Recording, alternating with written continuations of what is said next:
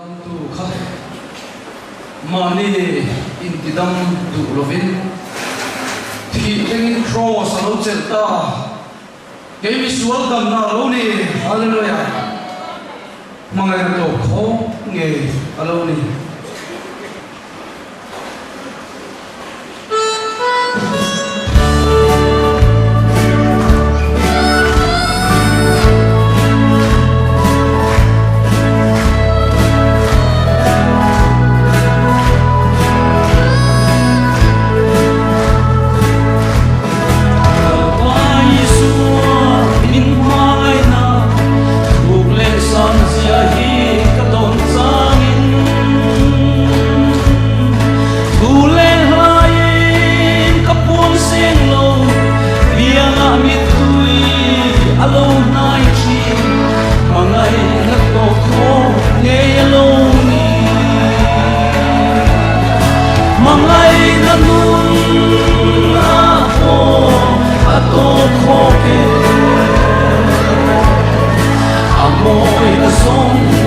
song sor kangin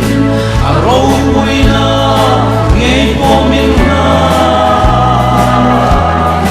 hetiya ka mangay na maglero ko'y di at kay na songin kapuang anga kiken ko'in kasuy selang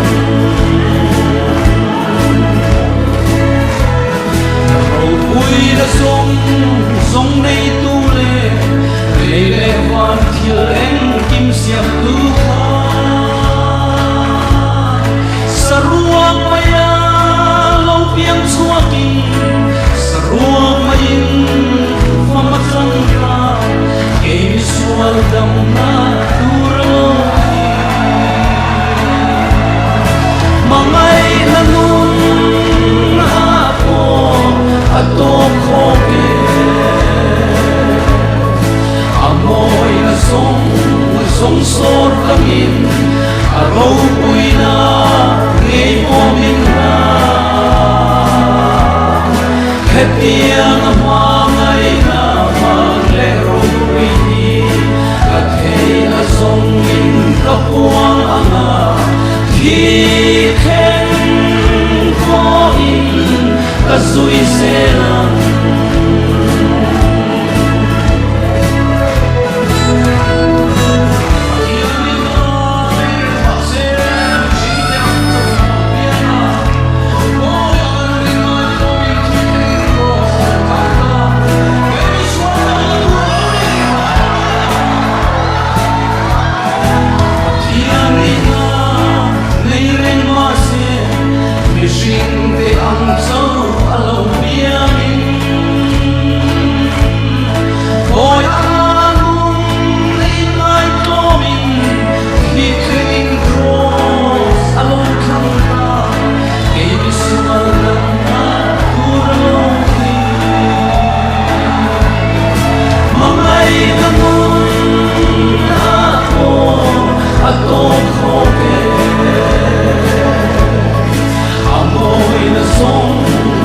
sor kangin araw ko'y na ngay pomin na hetiya nga mangay na maglero ko'y di